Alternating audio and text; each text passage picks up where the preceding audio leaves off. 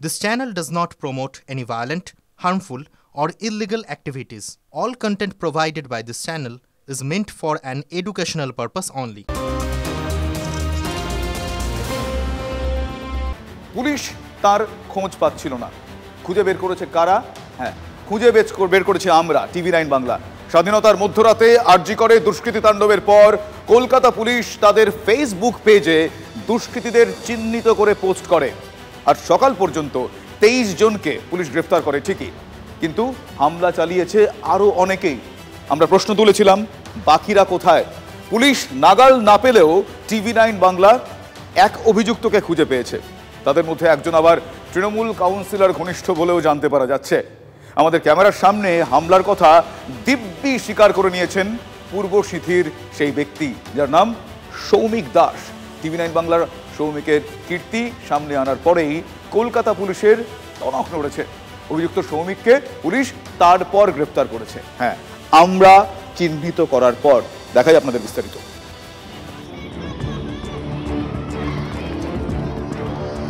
14ই August রাতে তিলোত্তমার বিচার চেয়ে বাংলা জুড়ে চলছিল শান্তিপূর্ণ প্রতিবাদ।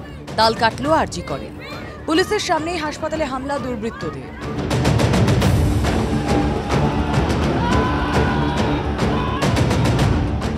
ভেঙে চুরমার করে দেওয়া হয় এমার্জেন্সি বিল্ডিংয়ের একাধিক বিভাগ।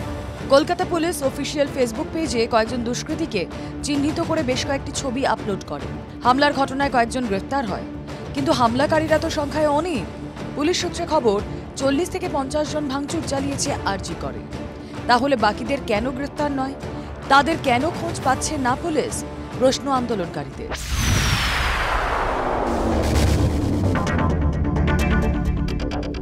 পুলিশ না পেলেও এক অভিযুক্তের খোঁজ পেল টিভি9 বাংলা। আরজি করে ভাঙচুর চালিয়ে দিব্যি বাড়ি বসেছিলেন সৌমিক দাস। টিভি9 বাংলা পৌঁছে যায় সৌমিকের কাছে। আমাদের ক্যামেরার সামনে হামলার কথা স্বীকার করেন পূর্ব সিথির বাসিন্দা সৌমিক দাস। জিম ট্রেনার সৌমিক আবার তৃণমূল কাউন্সিলর রাজু সেন শর্মার ঘনিষ্ঠ বলেও অভিযোগ ওঠে। দেখুন হামলা চালানোর পিছনে কি আজব যুক্তি সৌমিকের। গেছিলাম, কিন্তু ওখানে গিয়ে জাস্ট যখন সবাই করছে ইমোশনালি আমি ওখানে ভাঙচুরটা করেছি, কিন্তু এটা আমার সত্যি অপরাধ হয়েছে, ভুল হয়েছে, কিন্তু কোনো না স্যার, কোনো কিছু শোনা, আমি নিজে থেকে গেছি। নিজে থেকে গিয়ে তুমি তো ডক্টর নও। না, আমি সবাই যাচ্ছিল বলে সব নাগের বাজার এলাকা, কুন্দু বাগান তো দাদা ধরা পড়েছে, শুনলাম বিকিদা বলে নাম, হয়তো শুনতে পাবেন নামটা, বিকিদা বলে, সেও আমাদের ওখানে জিম করে। তোমরা ঢুকলে কি করে? সবাই যখন ঢুকছিল আমরা যখন ঢুকে গেছি একসঙ্গে। টিভি9 বাংলার রিপোর্টারের সঙ্গে কথা বলার পর বেগতিক বুঝেই সৌমিক নিজে হাজির হন নাগের বাজার থানায়। এদিকে আমাদের খবর দেখানোর পর ঘুম ভাঙে পুলিশের। কলকাতা পুলিশের গুন্ডা দমন শাখার আধিকারিকরা পৌঁছন নাগের বাজার থানায়।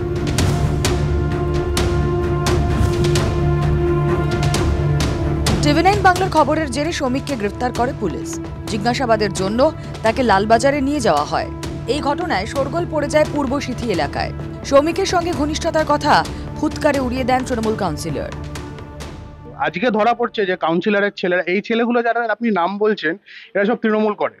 এবং শুধু এই সৌমিক বলে ছেলেটা না, আমি তো শুনলাম আরো অনেক এরকম ছেলে আছে ওই এরিয়াতেই থাকে, যারা ওই দিনকে রাত্রিরে ওখানে গিয়ে ভাঙচুর করেছে। আপনাদের বলার পর আমি চেষ্টা করলাম ছেলেটিকে আইডেন্টিফাই করার। তারপরে আমি দেখলাম ছেলেটি অমুক অঞ্চলে থাকে, যদিও পুরো ব্যাপারটাই আমাদের টাউনের অন্তর্গত, কিন্তু বর্তমানে আমি যে ওয়ার্ডের পৌর প্রতিনিধি, সেই ওয়ার্ডে সেই ছেলেটি থাকে না, আমার পার্শ্ববর্তী ওয়ার্ডে থাকে। যাই হোক, যে যাই করুক, ছেলেটি তো আমার ঘনিষ্ঠ নয়। শুধু সৌমিক দাসই নন, টিভি9 বাংলার রাডারে কলকাতা পুলিশের পোস্ট করা ছবির মধ্যে আরও একজন। আমরা খোঁজ পাই তৌসিফের, যার কাছে এখনো পৌঁছতে পারেনি পুলিশ। আরজি করে তাণ্ডবের সময় উপস্থিত ছিলেন কাশীপুরের তৌসিফ।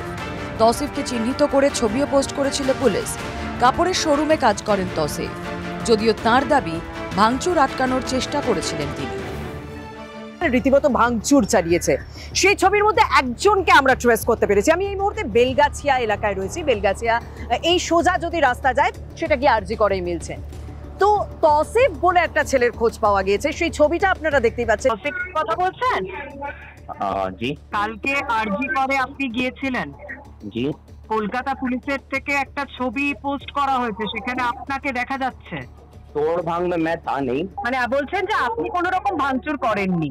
ना ना, वो भीड़ में मैं जब खड़ा था तो भीड़ की फोटो हुई थी, तो उस फोटो में मेरा भी फेस साफ दिख रहा था, तो इस वजह से उन्होंने डिपार्टमेंट ने सर्कल कर दिया होगा। तो ओसी सर थे, हाँ मैं पुलिस वालों के साथ ही था। जो ओसी सर थे उन्होंने मुझे हेलमेट भी दिया था कि तुम ये हेलमेट पहनो। लेकिन पुलिस वालों के साथ ही था, लेकिन पुलिस वालों ने आप लोगों का फेस मास्क कर दिया।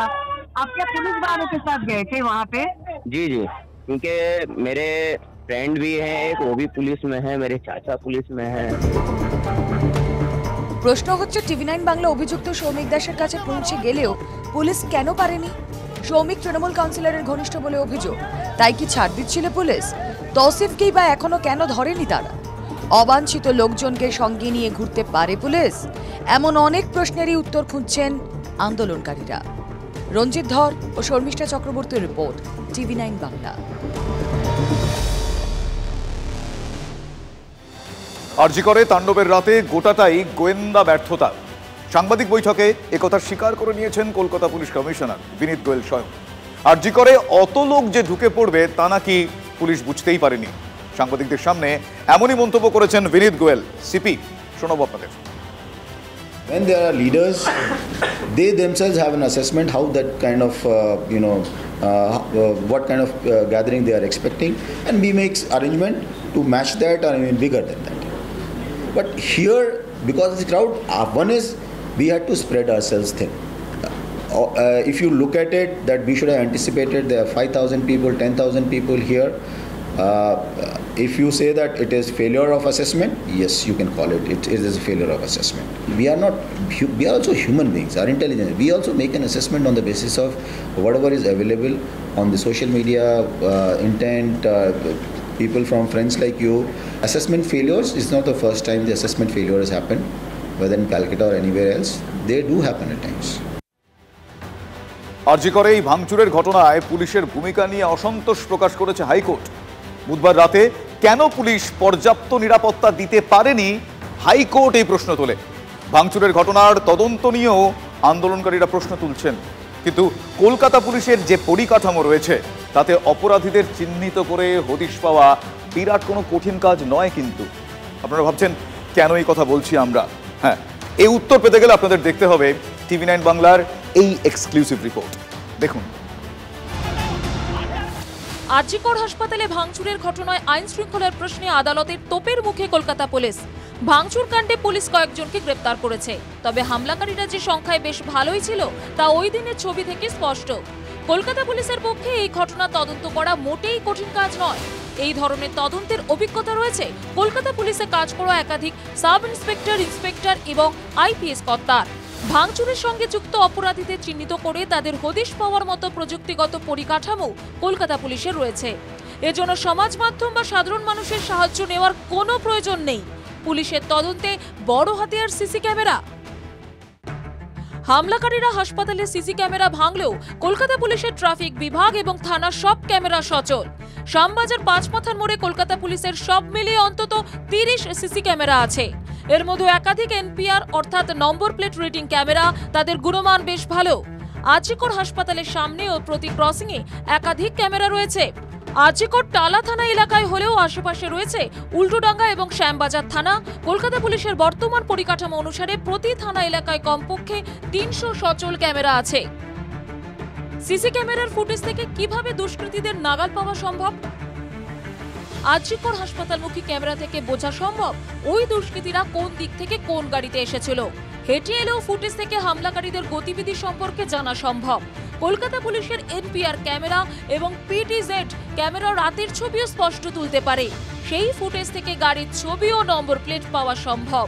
ওই গোটা চত্বরে 900 থানার ক্যামেরা, তার সঙ্গে ট্রাফিকের একাধিক ক্যামেরা, রাস্তার ক্যামেরা রয়েছে।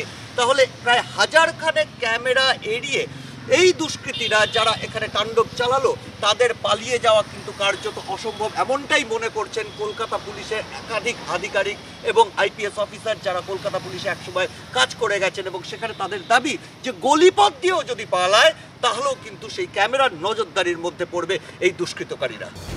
এখানেই প্রাক্তন পুলিশ কর্তাদের প্রশ্ন, এত প্রযুক্তিগত সুবিধা থাকার পরও কেন কলকাতা পুলিশকে আম জনতার কাছে সাহায্য চাইতে হচ্ছে? সিজার মন্ডলের রিপোর্ট, TV9 বাংলা। অন্যদিকে আরজি করের প্রাক্তন অধ্যক্ষ সন্দীপ ঘোষ, তাকে তলব করা হয়েছিল, তলবে তিনি হাজিরা দেননি। আজ মাঝ রাস্তা থেকে তাকে তুলে নেয় কেন্দ্রীয় তদন্তকারী সংস্থা, তাকে তুলে নিয়ে যাওয়া হয় সিজিও কমপ্লেক্সে। জিজ্ঞাসাবাদ চলছে এই মুহূর্তে, সেখানকার কি আপডেট আমি জানবো আমার সহকর্মী সিজার মন্ডল আমার সঙ্গে সরাসরি রয়েছেন লাইভে। সিজার, আমি জানতে চাইবো জিজ্ঞাসাবাদ তাকে করা হচ্ছে, কিছুক্ষণ আগেও তোমার থেকে আপডেট নিচ্ছিলাম, লেটেস্ট আপডেট কি কি খবর আসছে এখনো পর্যন্ত? দেখো, এখনও প্রাক্তন অধ্যক্ষ সন্দীপ ঘোষকে জিজ্ঞাসাবাদ চলছে এবং সেই জিজ্ঞাসাবাদে তার সঙ্গে সঙ্গে রয়েছেন কিন্তু আরজি করে তার প্রাক্তন সহকর্মীরা। অর্থাৎ একদিকে যেমন রয়েছেন চেস ডিপার্টমেন্টের বর্তমান যিনি ডিপার্টমেন্টাল হেড রয়েছেন এবং তার পাশাপাশি টালা থানার আধিকারিকরা রয়েছেন। ওই দিন কি ঘটনা ঘটেছিল সেই ঘটনাক্রম পুঙ্খানুপুঙ্খভাবে জানার চেষ্টা করছেন, কারণ আরজি কর কলেজের অধ্যক্ষ হিসেবে, ওই ইনস্টিটিউটের প্রধান হিসেবে তিনি কখন ঘটনা জেনেছিলেন, তারপরে তার কি প্রতিক্রিয়া ছিল, কলেজের পক্ষ থেকে কোনো অভিযোগ জানানো হয়েছিল কিনা, এই সমস্ত বক্তব্য যেমন তার কাছ থেকে জানার চেষ্টা করা হচ্ছে, তার পাশাপাশি তার সহকর্মী বিভাগীয় প্রধান তার বক্তব্য মিলিয়ে রাখা হচ্ছে। এবং সেই জায়গায় আরও গুরুত্বপূর্ণ হচ্ছে টালা থানার বর্তমান ওসি এবং তার এই ঘটনার যিনি প্রাথমিক তদন্তকারী আধিকারিক ছিলেন, তারা দুজনেই ভেতরে রয়েছেন, তাদের বক্তব্য, অর্থাৎ তারা কি ফিডব্যাক দিচ্ছেন, অর্থাৎ যেটা অধ্যক্ষ এবং চিকিৎসকরা বলছেন তার সঙ্গে পুলিশের বক্তব্য মিলছে কিনা, সেই নথিপত্র, সেই যাবতীয় বিষয়গুলো খতিয়ে দেখার চেষ্টা চলছে এবং আমরা আশা রাখবো সেখান থেকে তদন্তকারী অফিসাররা সেই ক্লু পাবেন, যেই ক্লু এর সূত্র ধরে এগিয়ে যাওয়া যাবে তদন্তের আরো কাছে। অনেক ধন্যবাদ আপাতত তোমায় সিজার। আমি কথা বলছিলাম আমার সহকর্মী সিজার মন্ডলের সঙ্গে। আজ সন্দীপ ঘোষের জিজ্ঞাসাবাদ চালাচ্ছেন তদন্তকারী অফিসাররা। কি আপডেট এখনো পর্যন্ত, কি আপডেট আপনাদের জানাচ্ছিলাম। কিন্তু তিলোত্তমা ধর্ষণ খুনের তদন্ত করছে সিবিআই, আর তার মধ্যেই TV9 বাংলায় বিস্ফোরক আরজি করের প্রাক্তনী এবং ইন্টার্নরাও। কেন বিস্ফোরক বলছি, তার কারণ তারা অভিযোগ করছেন গত 4 বছরে ওই হাসপাতালে এমন একটা ব্যবস্থা গড়ে উঠেছিল যে প্রতি পদে বিবেকের সঙ্গে, হ্যাঁ তারা বলছেন প্রতি পদে বিবেকের সঙ্গে আপোষ করে তাদের চলতে হতো। সিনিয়র জুনিয়র চিকিৎসকদের আপোষ করে চলতে হতো। শুধু তাই নয়, পাস ফেলে প্রভাব খাটানো থেকে হাউস স্টাফশিপ বিক্রি, এই যাবতীয় বিষয় নিয়ে দুর্নীতি চলত। আরজি করে নাকি দুর্নীতি বেনিয়মের সরাসরি আবহ ছিল, প্রাক্তনীরা তাই বলছেন। আরজি করে সব সম্ভব, এমনটাই তারা অভিযোগ করছেন। শুনুন।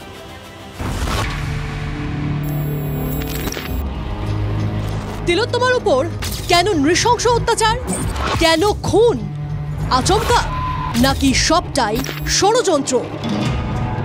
নির্যাতিতার এই করুণ পরিণতির কারণ কি?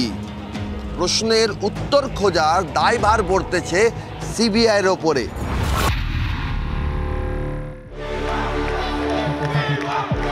তিলোত্তমার মৃত্যুর ঘটনায় সোশ্যাল মিডিয়ায় অনেক তথ্যই ঘোরাফেরা করছে। তার মধ্যে TV9 বাংলায় বিস্ফোরক আরজি করের ইন্টার্ন থেকে প্রাক্তনীরা। তাঁদের অভিযোগ আরজি করের রন্ধ্রে রন্ধ্রে ছড়িয়ে দুর্নীতি, অনিয়ম, সন্ত্রাস, আতঙ্কের রোগ। ডাক্তারি পড়াশোনা সহজ নয়, মেধা না থাকলে চিকিৎসক হওয়া যায় না, কিন্তু আরজি করে কি অন্য নিয়ম? কথায় বলে না, পেটে বোম মারলেও বিদ্যা বেরোবে না। যারা হচ্ছে অ্যাডমিনিস্ট্রেশনের ক্লোজ ছাত্র, তারা বইয়ের পাতাও উল্টাতো না, এদিকে তারা অনার্স পেয়ে যেত। ডাক্তারিতে অনার্স পাওয়া মানে 75%-এর উপর। তাহলে মেধাবী পড়ুয়াদের জন্য আরজি করে কি ট্রিটমেন্ট চলতো? অত্যন্ত মেধাবী ছাত্র ইউনিয়ন করে না, তাদেরকে ফেল করানো হয়েছে। এক্স প্রিন্সিপালের সময় থেকেই কালচারটা যখন হয়েছে, আমরা বলতে পারি সেই সময় থেকেই হয়েছে। প্রশ্ন হলো, কার মদতে, কোন সাহসে সরকারি হাসপাতাল বেনিয়মের আখড়া হয়ে উঠল? পড়ুয়া থেকে চিকিৎসক, অনেকেরই অভিযোগ প্রাক্তন অধ্যক্ষ সন্দীপ ঘোষের রাজত্বে আরজি করে একটা চক্র কাজ করত। এর একটা গোষ্ঠী ছিল, কিছু জুনিয়র ডাক্তার, ছাত্র, খুব বড় না, হয়তো 15 জন 16 জন, একটা ভীতি এবং সন্ত্রাসের পরিবেশ তৈরি করেছিল। 3টি ছেলে, তারা বলেছিল যে না, আমরা এরকম টাকা পয়সার মধ্যে থাকবো না। ওদের ইন্টার্নশিপ কমপ্লিশন সার্টিফিকেট দেয়নি প্রিন্সিপাল। কেন তিলোত্তমার উপর নারকীয় অত্যাচার? মেয়েটাকে ফোন করে ফেলেছে এরা। তাকে যে সুপারি দেওয়া হয়নি তার কি গ্যারান্টি আছে? হ্যাঁ, টাকা দিয়ে। পরিবারের অভিযোগ পরিকল্পনা করে খুন হয়েছেন তিলোত্তমা।